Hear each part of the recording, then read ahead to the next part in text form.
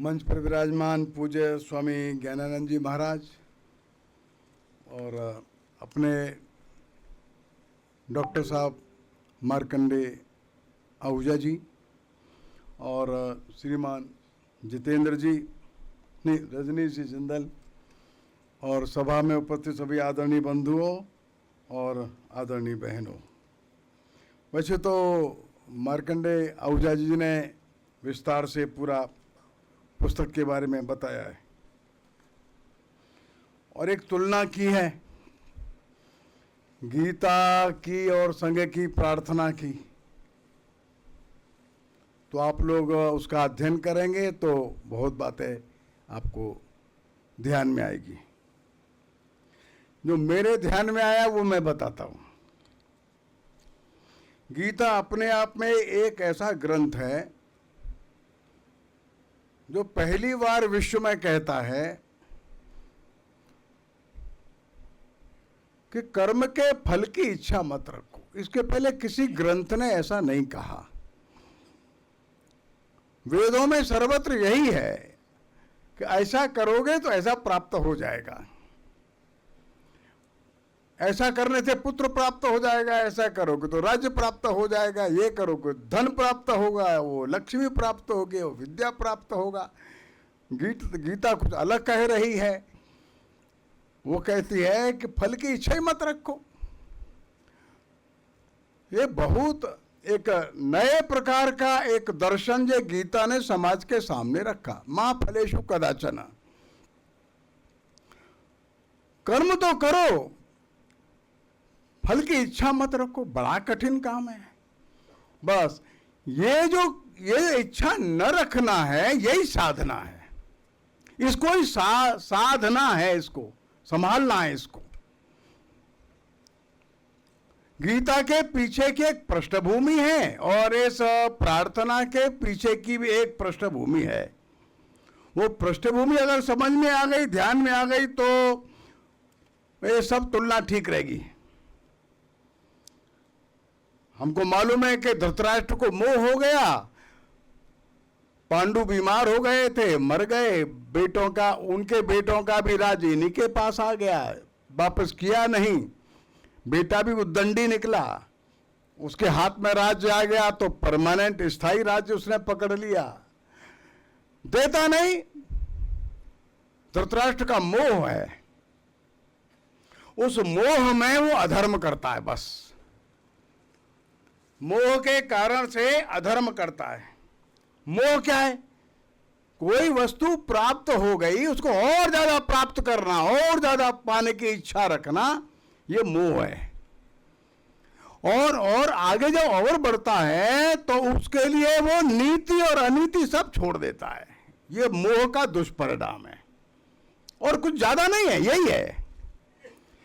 कोई वस्तु प्राप्त करना और ज्यादा, और ज्यादा, और ज्यादा, और ज्यादा, इसके लिए नीति और अनीति का विवेक चला जाए, यह मोह का दुष्परिणाम है। धृतराष्ट्र का मोह कहां ले गए हमको मालूम है। वो कहानी तो सबको मालूम है। धृतराष्ट्र मोहग्रस्त है, अर्जुन भी मोहग्रस्त है। यह मत सोचिए अर्जुन को मोह नहीं है, इसको भी मोह हो गया है और इसको भी विवेक शून्य हो गया है। अच्छा भला लड़ने के लिए आया और इसी के भरोसे सारे पांडवों की सेना है। यही सबसे बड़ा धनुर्धर है। पांडव इसी के भरोसे लड़ने आए हैं और इसको मोह जग गया। बस इसका मोह जो है यह धर्म से दूर ले जाता है। धृतराष्ट्र का मोह अधर्म की ओर ले जाता है। भाई इतना ही अंतर है, ज्यादा अंतर नहीं है। एक व्यक्ति मोह में फंसकर अधर्म कर रहा है और एक व्यक्ति मोह में फंसकर धर्म नहीं कर रहा है। यहां से गीता शुरू हो जाती है। जो अर्जुन का हाल है ना, विसृज्य ससरम चापम शोक संविघ्न मानस, विसृज्य ससरम चा, धनुष बाण लेकर के आया, उसी के बल पर युद्ध लड़ना है, वो छोड़ दिया। मैं तो नहीं मारूंगा। कौन से द्रोणाचार्य खड़े हैं, कृपाचार्य खड़े हैं, मैं नहीं, इससे अच्छा तो भीख मांग लूंगा, 2 रोटी कहीं ना कहीं मिल ही जाएगी मेरे को, ये पाप मैं नहीं करूंगा, ये मोह है। लेकिन भगवान को समझाने में बड़ा समय लगा, ये समझता ही नहीं, समझता नहीं, प्रश्न प्रश्न चलता रहता है। 18वें अध्याय पर आते आते तब कहता है नष्टो मोह, अब नष्ट हो गया प्रभु, अब ध्यान में आ गया। वो पहले अध्याय से चलता चलता 18वें अध्याय में आकर के अर्जुन कहता है, भगवान कहते हैं भाई अब हम तो जो बताना था तेरे को बता दिए, अब तेरी जो इच्छा है सो कर, यथा इच्छसि तथा कुरु। अब तेरे समझ में, भगवान ने नहीं कहा तू लड़ ना, पहले कह रहे थे, बाद में वो नहीं बोलते। भगवान कहते अब तेरी जैसी इच्छा हो वो कर। तब ये कहता है प्रभु अब समझ में आ गया मेरे को, नष्टो मोह। और नष्ट मोह कैसे हुआ? नष्ट मोह ये हुआ कैसे? स्मृति लब्धा, ओहो ध्यान में आ गया, ध्यान में आ गया, स्मृति फिर आ गई।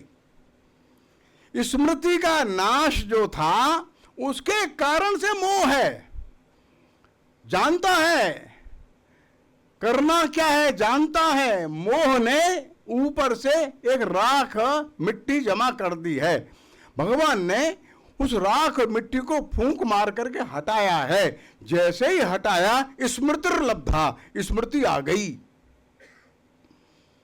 स्मृति आ गई तो कर्तव्य ध्यान में आ गया, खड़ा हो गया। यह है गीता का काम।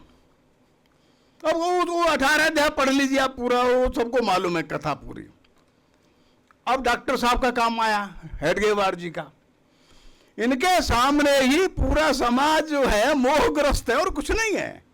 बड़े बड़े विद्वान बैठे हैं, बड़े धनपति बैठे हैं, बड़े बड़े, और हर दृष्टि से सब तरह की संपदा जिनके पास है, ज्ञान संपदा है, शरीर की बल संपदा है, अत्यंत तीक्ष्ण मेधा है जिनके पास, लेकिन बैठे हैं मोहग्रस्त, बैठे हैं, विवेक शून्य हो रहे हैं, करनी और अकरणी में अंतर नहीं समझ पा रहे हैं। ऐसा हिंदू समाज है। और देखिए प्रार्थना की 3 पंक्तियां, बस पहली 3 पंक्तियों में ही हमारे डॉक्टर साहब जी ने मोह नष्ट कर दिया। पहली 3 पंक्ति बस ध्यान दिलाया, तू कौन? अर्जुन को ध्यान दिला रहे कृष्ण। डॉक्टर साहब ने ध्यान दिलाया, तू कौन? Who are you? तुम कौन हो? तुम महान उस मातृभूमि के बालक हो जिस मातृभूमि को हजारों हजारों साल से तुम्हारे पूर्वजों ने संभाल करके रखा है। उन वैदिक ऋषियों की तुम संतान हो। तुम समझते क्या अपने आप को? और इसलिए प्रार्थना का जो पहला श्लोक है एक वचन में है, अहम से मैं। लेकिन कर्तव्य का बोध कराता है बस। वो स्मृति लब्धा, मोह का नाश करता है, ध्यान दिलाता है कि तुम कौन हो। इस पवित्र मातृभूमि के बालक हो तुम। तुम्हारे पूर्वज इसी मातृभूमि पर पल करके बढ़ करके चले गए। ये पुण्य भूमि है, पवित्र भूमि है, सारे विश्व में अनोखी भूमि है, उसके तुम बालक हो। तुमको कोई ध्यान है कि नहीं है? हजारों हजारों वर्ष की महान पूर्वजों की परंपरा के संवाहक तुम हो। तुमको ध्यान है कि नहीं है? तुम्हारी मातृभूमि का आज क्या हाल हो रहा है, तुमको ध्यान है कि नहीं है?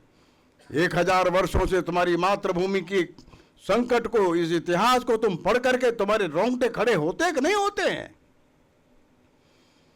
ये तो रियलाइजेशन है 3 पंक्तियों में ही है केवल। जो हमारा स्वयंसेवक कहता है, हे मातृभूमि तेरे को मैं प्रणाम करता हूं, तो वही मातृभूमि है जिस पर मैं पला हूं और बड़ा हूं, तो वही पुण्य भूमि है, महामंगलमयी भूमि है जिस पर मेरे पूर्वज यहां रह करके चले गए। बस तुरंत चौथी पंक्ति में उसको ध्यान में आ जाता है, हे मातृभूमि अब तेरे लिए मैं काम करूंगा। हे मातृभूमि तेरे सारे संकटों को मैं दूर करूंगा। हे मातृभूमि तेरे लिए मेरा मन बुद्धि शरीर सब तैयार है। मोह नष्ट हो गया। 3 ही पंक्ति में डॉक्टर साहब ने वो भाव जगा दिया जो भाव जगाने की आवश्यकता थी। और वे बड़े से बड़ा व्यापारी भी संग स्थान पर आकर के खड़ा हो गया, बड़े से बड़ा विद्वान भी संग स्थान पर आकर के खड़ा हो गया, वो मजदूर और किसान भी खड़ा हो गया। पतत एष कायो ते नमः, मेरा यह शरीर जो है ये तेरे काम आ जाए। शरीर का काम मतलब ये केवल ये हाड़ मांस नहीं, शरीर माने मन बुद्धि के साथ, अपनी अनंत क्षमताओं के साथ। हे मातृभूमि, मैं तेरे लिए तैयार हूं। तो जो काम जो भगवान कृष्ण कह रहे हैं, करवा रहे हैं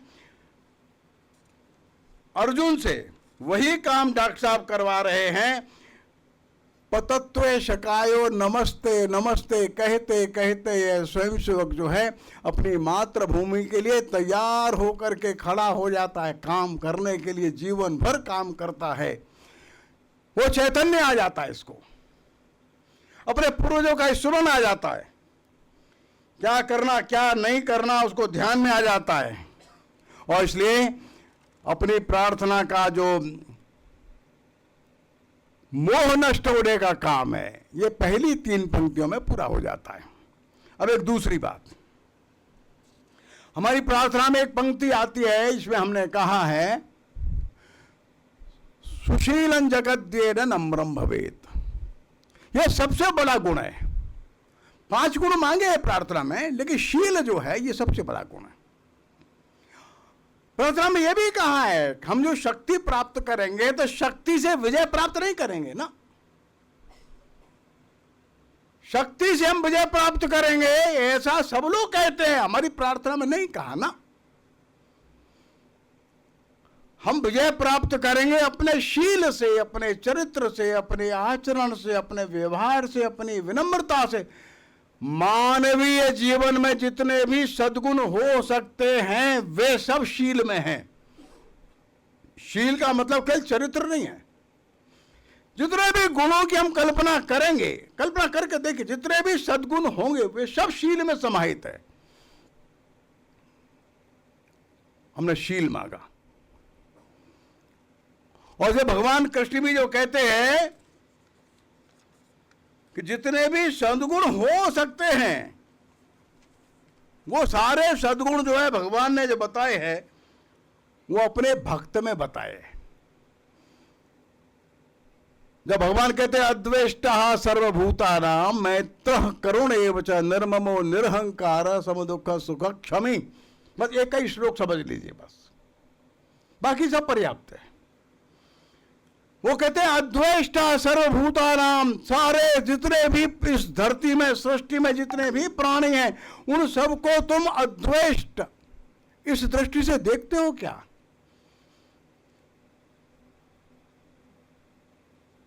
सबको मित्रवत देखते हो क्या?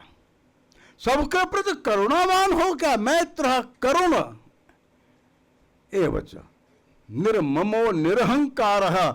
निर्मम माने निर्मम, निर्मम माने ये मेरा नहीं है, ये मेरा तेरा जो धृतराष्ट्र कर ही रहा है।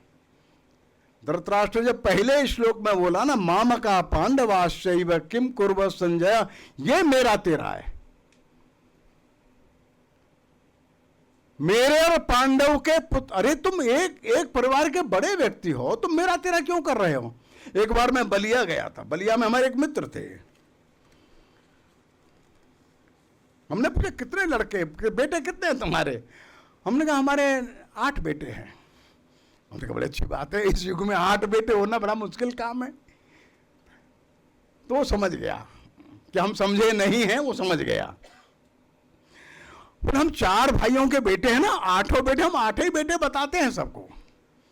हम ऐसा नहीं बताते कि मेरे 2 हैं उनके 2 हैं उनको 2, ऐसा नहीं बताते। हम 8 बेटे, 8 बेटे हमारे हैं। 6 बेटियां हैं तो घर में 6 बेटियां हमारी हैं। ये मेरी है और ये बड़े भाई के, ऐसा नहीं बोलते हमारे यहां। धृतराष्ट्र बोलता है।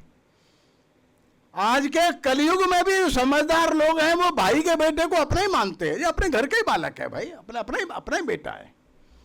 धृतराष्ट्र बोलता है नहीं, माम का पांडवाश्चैव, मेरे और पांडवों के बेटों ने क्या किया क्या? ये संजय ऐसे पूछता है। तो कृष्ण जो कह रहे हैं अद्वेष्टा, द्वेष नहीं करना है, 2 नहीं मानना है। निर्ममो, ये मेरा, निर्मम माने ये मेरा वो ये तेरा नहीं करना। मम, ये मेरा है, मम न निर्मम। कभी को कहते हैं बड़ा निर्मम हो गया, ये उसका अपभ्रंश है।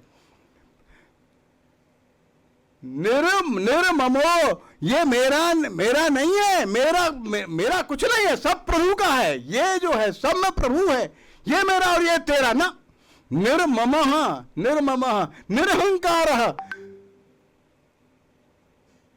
बस ये सारे जो गुण हैं, और ऐसे और भी आगे बोलते गए भगवान। तो मैंने एक श्लोक बोला केवल, ऐसे समस्त जितने भी गुण हैं, दैवीय संपदा जितने भी है और भक्त संपदा जितनी भी है, भगवान ने अनेक श्लोकों में वर्णन किया। हमारी प्रार्थना में इसको केवल एक गुण में भगवान के सामने हम कह देते हैं, सुशीलं जगद्येन नम्रम भवेत्। हे प्रभु, हमको तू ऐसा शील दे दे, ऐसा विनम्र दे दे, ऐसा हमारा व्यवहार कर दे कि सामने वाला भी विनम्र हो जाए, हमको शक्ति की जरूरत ही न पड़े। शक्ति के आधार पर लोगों से अपनी बात मनवा लेना, ये नहीं कहा हमने ना, ये भारत की संस्कृति का लक्षण नहीं है। करुणा के आधार पर, प्रेम के आधार पर, स्नेह के आधार पर, समर्पण के आधार पर एक दूसरे के लिए हम खड़े हो जाते हैं। इस भावनाओं के आधार पर लोग हमारी बात माने। सारे जगत के लोग हमारी इस बात के कारण से, हमारे इस गुण के कारण से विनम्र हो जाएं। सुशीलं जगत ये न नम्रम भवेत्। ये समस्त विश्व जो है जगत, केवल भारत के लिए नहीं कहा है प्रार्थना में कहा है, हे प्रभु हमको ऐसा शील दे दो, सुशीलन जगद्येन नम्रम भवेत्। संपूर्ण जगत जो है ये विनम्र हो जाए। बंधुवर बहनों, हम देखते हैं, मैंने भी अपने जीवन में अनेक बार ऐसा अनुभव किया, विचारधारा से बहुत भिन्नता लगती है, लेकिन हमारे स्वयंसेवकों के व्यवहार के कारण से वो बिल्कुल विचार का भिन्न है। कम्युनिस्ट पार्टी के वो ऐसे वैसे बहुत, लेकिन भाई हमारे जो गांव में स्वयंसेवक है ना, आपका मुख्य, वो बहुत अच्छा व्यक्ति है। अरे स्वयंसेवक तो 12th क्लास का विद्यार्थी है केवल। नहीं भाई साहब, ये पूरे गांव की चिंता करता है। कोरोना आ गया ना भाई साहब, बस्ती बस्ती पूछता है, ए भैया खाने की व्यवस्था है ना। ये शील है, ये शील है। केदारनाथ में हमारे स्वयंसेवकों ने देखा, वहां के लोगों को बहुत कष्ट हो जाता है। तमिलनाडु से आते, कर्नाटक से आते, बहुत ठंडी में बेचारे बहुत परेशान होते हैं। हाइपोक्सिया है वो तो चले जाते हैं, हाइपोथर्मिया है वो ठंडी में चले जाते हैं, हड्डी टूट जाती, कहाँ जाएं। उन्होंने अस्पताल खोल दिए और निःशुल्क अस्पताल खोल दिए। एक दिन मैं गया तो उस दिन एक 200-250 पेशेंट वहां एडमिट थे। हर एक पेशेंट ये कह रहे थे, भैया बड़ा पवित्र काम कर रहे हैं लड़के भाई साहब। मैंने पूछा आपको कैसा लग रहा है बहन जी, अम्मा जी आपको कैसा लग रहा है? अरे बेटा भैया बहुत अच्छे बच्चे, बहुत अच्छे डॉक्टर साहब है। ये करुणा का भाव उनमें क्यों आया? वो केदारनाथ 12,000 फुट पे जाकर के सेवा करने के लिए क्यों गया? या वो अरुणाचल प्रदेश में वो दूर गांव में जाकर के डिब्बा लेकर के दवाई क्यों घूमता है? क्यों? उसके अंदर करुणा है। करुणा क्यों है? उसके अंदर शील है। उस शील के भाव के कारण से संपूर्ण जगत को आत्मीयता के साथ देखता है। जो भगवान ने गीता में कहा, वो हमने प्रार्थना में कहा, सुशीलन जगद्य, ताकत के बल पर हम विजय प्राप्त करें ना, बिल्कुल नहीं। भगवान बुद्ध गए, सारे विश्व के अनेक स्थानों पर उनके शिष्य चले गए। पूरा तिब्बत विनम्र हो गया, मंगोलिया विनम्र हो गया, चाइना विनम्र हो गया, जापान विनम्र हो गया, पूरा थाईलैंड देखे, वियतनाम देखे, भूटान देखे। अब चले गए वहां लाख वो क्षेत्र, अफगानिस्तान और कोरिया, इधर इराक तक। बौद्ध दर्शन जो गया उसके पीछे करुणा थी, बुद्ध का शील था, जो हमारे देश की महान परंपरा का अंग है। और इसलिए जो गीता में कहा वही हमने यहाँ अपनी प्रार्थना में कहा। संपूर्ण विश्व को शक्ति के आधार पर नहीं, लाठी के ताकत के आधार पर नहीं, सेना के आधार पर नहीं, विनम्रता से शील के आधार पर, चरित्र के आधार पर, अपनी इस महान सांस्कृतिक परंपरा के आधार पर हम विश्व को विनम्र कर देंगे। एक बात और कह के अपनी बात में समाप्त करूंगा। सारी गीता जो है धर्म पर चलने के लिए है, और इसलिए उस क्षेत्र को क्या कहा? धर्म क्षेत्र है। वहां विवेचना होनी है, धर्म क्या है, धर्म का मार्ग क्या है। गीता अंततोगत तो यही सिखाती है कि धर्म के मार्ग पर चलना है बस।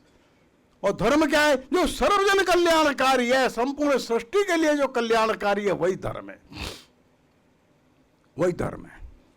और इसलिए हमने अपनी प्रार्थना में कहा और वही गीता में कहा। कैसा है?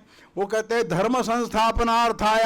हम सब जानते हैं कहीं ना कहीं अधर्म थोड़ा बढ़ गया है, ये धर्म कम हो गया है। अर्थात कुल मिलाकर के लोग धर्म को छोड़ करके दूर दिशा में जा रहे हैं, थोड़ा पद्धति बिगड़ गई है, सिस्टम थोड़ा गड़बड़ा गया। तब आए भगवान करने का नहीं, फिर से ठीक लाइन पर लाना, धर्म संस्थापनार्थाय। हमने गीता में एक छोटा सा वाक्य, प्रार्थना में एक छोटा सा वाक्य कहा है। वो हमने कहा है विधायास्य धर्मस्य संरक्षणम। बहुत ध्यान में रखने का वाक्य है ये, और ये हमारी प्रार्थना का सारांश है, ऐसा मान लीजिए आप। हमने कहा हम जो काम करेंगे अपने इस देश को अत्यंत वैभवशाली बनाना है, वो तो हमारा लक्ष्य है। लेकिन ये करेंगे वो मार्ग क्या है? तो कंडीशन प्रेसिडेंट जो है, अत्यंत आवश्यकता के साथ, अनिवार्यता के साथ हमको जो मार्ग अपनाना है, उस मार्ग को हमने कहा धर्मस्य संरक्षणम मार्ग। वो मार्ग जो विधायी है, जो मार्ग कंस्ट्रक्टिव है, जो मार्ग उचित है, लेकिन वो मार्ग धर्म का संरक्षण करते हुए ही हो। विधायाश धर्मस्य संरक्षणम। ये न केन प्रकारे नहीं, चतुराई और चालाकी से नहीं, धूर्तता से नहीं, झूठ बोलकर नहीं, मैनिपुलेशन से नहीं, नहीं, बिल्कुल नहीं। राष्ट्रीय स्वयंसेवक संघ की प्रार्थना में यह जो वाक्य है बहुत महत्व का, सर्वाधिक महत्व का जो हमारा संकल्प है वो ये है। और जो हमारे कार्यकर्ता वो 50 मील दूर साइकिल से चला जाएगा, कोई दिक्कत नहीं, उसको कोई दिक्कत नहीं। एक आपको संस्मरण सुनाता हूँ। एक हमारा प्रचारक था सोनभद्र जिले में, मैं वहाँ प्रांत प्रचारक था, तो बलिया का रहने वाला था, और सोनभद्र जिले में तहसील का काम देखता था। दिलीप नाम था इसका। तो बलिया से चलता था साइकिल से, और लगभग 300 किलोमीटर दूर इसको जाना होता था। तो घर से अपना पराठा और अचार वचार लेकर के निकला और साइकिल से चल दिया। एक 14, 15, 16 घंटा में पहुंच जाता था लगभग। बीच में एक ढाबे पर वो अपना पराठे अचार निकाल कर खा रहा था। उसने वो ढाबे वाले को कहा एक चाय दे दो हमको। उसी मेज पर जनेश्वर मिश्र आ गए, जो सपा पार्टी के थे। परिचय हो गया। क्या नाम है बेटा? मेरा नाम तो दिलीप है। तो कहाँ के रहे? हम बलिया के रहने वाले हैं। कहाँ जा रहे हैं? हम तो वहाँ जा रहे हैं सोनभद्र। करते क्या हो? हम RSS के प्रचारक है। तो वो सोनभद्र में, हाँ सोनभद्र में जा रहे हैं। कैसे जा रहे हैं? साइकिल से जा रहे हैं। साइकिल से जा रहे हैं? साइकिल से जा रहे हैं। कमाल है भाई, तूने इसमें कमाल की क्या बात है? कोई कमाल की बात नहीं है। ये संस्मरण जो है, ये घटना जनेश्वर मिश्र जी ने अपने सपा के कार्यकर्ताओं के एक अधिवेशन में, सम्मेलन में बता दी, और अखबार में छपा। हमको तब ध्यान में आया। हमने दिलीप को पूछा क्यों तुम्हारी बात हुई? हाँ हाँ हमारी बात हुई थी, ऐसे बात हुई हमारी। उन्होंने जो और ढंग से कहा, थोड़ा पॉलिटिकल उद्देश्य से उन्होंने कहा, अरे सपा के तुम कार्यकर्ता हो, तुम RSS वालों से लड़ नहीं पाओगे। क्यों? अरे अभी एक लड़का मेरे को मिल गया, बलिया का रहने वाला है, नाम ये है, और सोनभद्र जिले में वहाँ एक तहसील का काम देखता है, साइकिल से जा रहा था, घर से पराठे लेकर के आया था, केवल एक चाय का खर्चा उसने किया, बस। तुम इतना मेहनत कर सकते हो? हमारा संकल्प है, ये धर्म की रक्षा के लिए हम काम कर रहे हैं। किसी अपने बेटे को, भतीजे को नौकरी दिलाने के लिए नहीं, एक नौकरी पाने के लिए नहीं, मकान बनाने के लिए नहीं, कुछ सांसद विधायक बनने के लिए नहीं, किसी यश की कामना के लिए भी नहीं। ये हमने कहा है ना, हे मातृभूमि, ये मेरा मन शरीर बुद्धि सब तेरे लिए काम आ जाए। उसी शरीर ने, उसी मन बुद्धि ने ये भी कहा है, विधाया से धर्म से संरक्षणम, इस मातृभूमि की रक्षा धर्म के संरक्षण से हम करेंगे। धर्म का संरक्षण करते हुए एक एक कदम आगे बढ़ेंगे। जितना भी परिश्रम हो सकता है वो परिश्रम हम करेंगे। यह जो प्रार्थना जो है ये धर्म की रक्षा के लिए है। जो गीता में कहा वही इस प्रार्थना में कहा है। कुल मिलाकर के भगवान जो है अर्जुन को हिम्मत दिला रहे हैं। अर्जुन को कुल मिलाकर के एक देश और समाज के उस समय के लिए जो आवश्यक था उस कार्य के लिए खड़ा कर रहे हैं। उस समय खराब था, इसमें कोई दो राय नहीं है। हम तुलना नहीं कर रहे दोनों समयों की। समय तो खराब था, अनीति बढ़ गई थी, अधर्म बढ़ गया था। द्रौपदी के साथ जो हुआ वो तो एक छोटा सा एक पार्ट है उस सारे अधर्म के वातावरण का, और उस वातावरण को बदलना है, ठीक दिशा में लाना है। अर्जुन कर सकता है, अर्जुन को समझाने का काम कृष्ण कर रहे। अर्जुन के पीछे सेना पूरी खड़ी है। समय बिगड़ गया। 1925 में पूरे देश भर में वातावरण ऐसा बिगड़ा हुआ है। डॉक्टर हेडगेवार ने बहुत विचार किया और सारी समस्याओं का समाधान क्या हो, तो डॉक्टर जो प्रिस्क्रिप्शन लिखता है कि बीमारी क्या है, अरे ठीक है भाई, पल्स इतना है, टेम्परेचर इतना है, ठीक है, ब्लड ऐसा है, ये है सब, अंत में दवाई लिखता है। सारा डायग्नोसिस करने का औषधि का निर्धारण करता है। डॉक्टर हेडगेवार ने औषधि के निर्धारण में चूक नहीं की, बस सारे समाज को जगाने का काम ये प्रार्थना करती है। औषधि निर्धारण यही है, समाज खड़ा हो जाए। तो हमने कहा ना, तो दिया कार्य बद्धा कटियम, हे प्रभु तेरे काम के लिए मैं कमर कस करके खड़ा हो जाता हूं। और जिस प्रकार से भगवान अर्जुन को जगाते हैं, वो धनुष लेकर के खड़ा हो जाता है, फिर युद्ध लड़ता है, सेना उसके साथ लड़ती है, फिर से एक क्रांति आती है। इधर डॉक्टर साहब ने भी इस प्रार्थना के माध्यम से स्वयंसेवकों को वही ठीक संदेश देने का कार्य किया है। स्वयंसेवक अपने कर्तव्य के बोध को लाकर आगे बढ़ें, जीवन भर संघर्ष करें। वो संघर्ष 18 दिन का नहीं है, वो संघर्ष पूरे जीवन भर का है। हो सकता है 2, 3, 4 पीढ़ियां लग जाएंगी, लेकिन उस कार्य को करते रहना। मार्कंडेय जी ने इसको बहुत अच्छी सरल भाषा में इस पुस्तक में प्रस्तुत किया है।